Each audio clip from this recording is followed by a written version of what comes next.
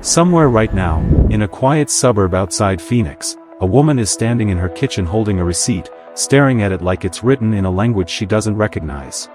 Eggs, bread, a small bag of coffee. $41. She's not new to this store. She's been shopping here for 15 years. And for 15 years, this exact basket of items cost roughly half of what it costs now. But that's not the part that unsettles her. The part that unsettles her is that she can't remember the moment it changed. There was no single day, no headline she missed, no announcement. Just a slow, almost invisible climb, until one ordinary Tuesday, the math simply stopped making sense. And here's the part that should genuinely unnerve you. She's not alone.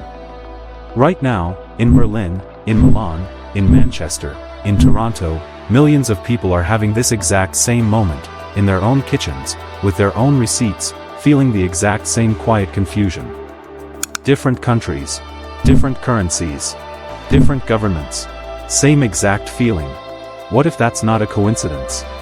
What if there's something underneath all of this, something most people will never be told, because the moment they understood it, they'd start asking questions that powerful systems really don't want asked.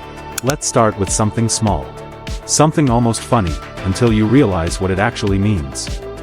In 2015, a chocolate bar that had stayed the exact same size for almost 2 decades, quietly lost 2 squares. Not the price. The size. The packaging looked identical.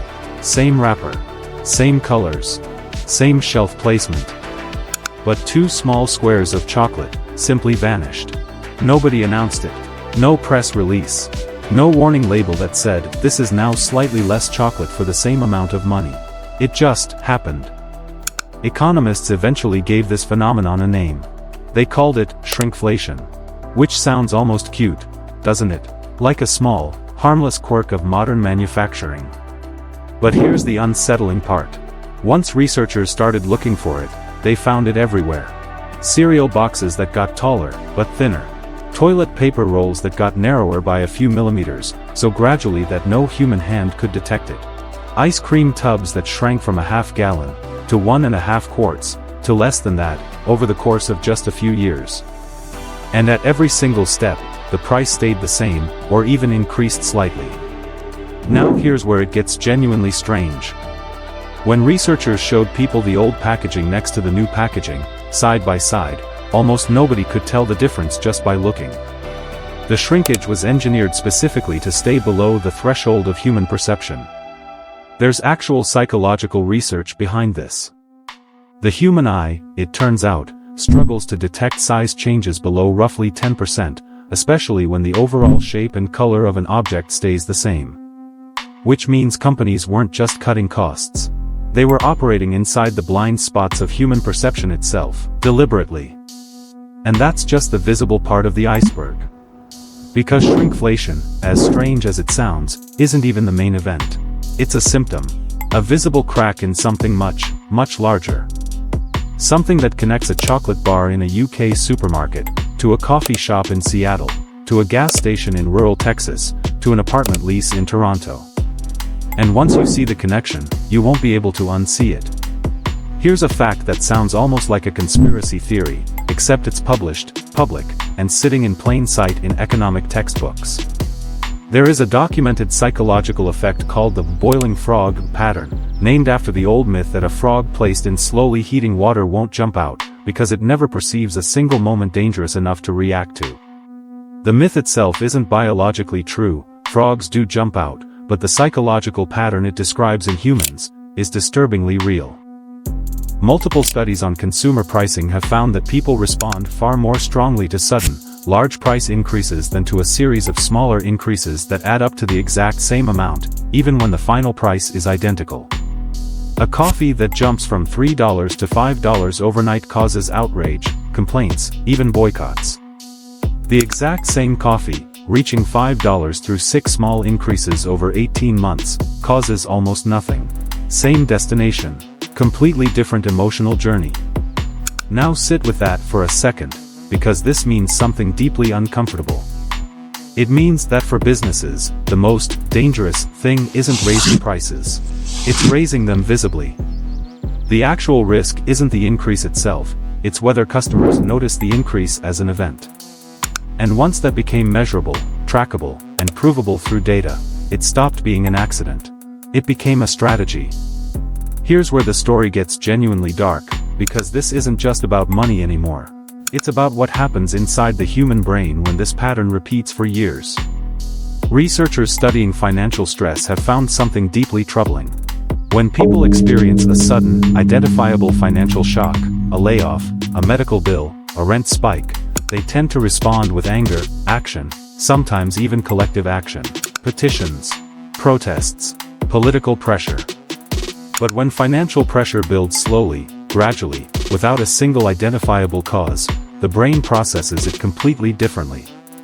Instead of anger directed outward, the brain starts generating something else. Shame, self-blame. A quiet, creeping belief that the problem must be personal. I must be bad with money. I must be spending too much. Other people seem to manage fine, what's wrong with me? This is measurable in mental health data. Anxiety and depression linked to financial stress have risen sharply in both the United States and across Europe, even in periods when, statistically, unemployment was relatively low. People weren't necessarily poorer on paper.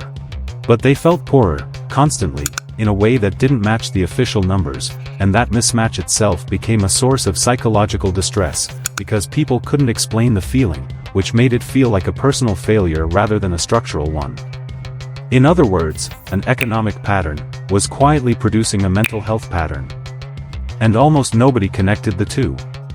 But here's the moment where this story shifts from unsettling to something closer to horrifying. Because once businesses discovered that gradual, invisible changes don't trigger backlash, that discovery didn't stay confined to chocolate bars and coffee cups. The exact same psychological principle started showing up in far more consequential places. In the slow shrinking of portion sizes in healthcare, where standard appointment times quietly dropped from 30 minutes to 15, across both private American clinics and public European systems, without any single policy announcement ever using the word cut. In the slow erosion of job benefits, where full-time employment thresholds were redefined, hour by hour, year by year, until millions of workers technically fell just outside the line that used to guarantee healthcare or paid leave. In the slow redefinition of what a starter home means, shrinking in square footage while increasing in price, until an entire generation simply stopped expecting to own one, not because of a single crisis, but because of decades of small, undramatic redefinitions.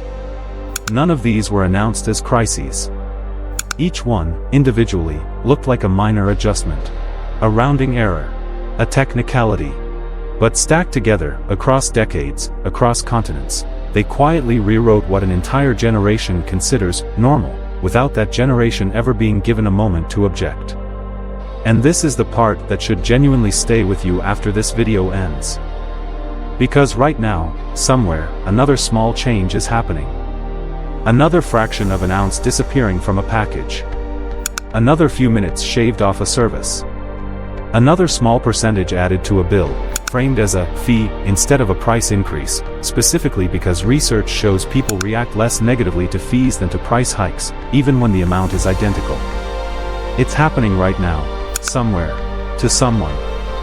Possibly to you, in a way you haven't noticed yet, and won't notice for months or years, until one day, you're standing in your kitchen, holding a receipt, wondering when, exactly, everything got so expensive, unable to remember the moment it happened, because there was no moment. Just thousands of moments, each one too small to feel, each one engineered to stay just below the edge of your attention.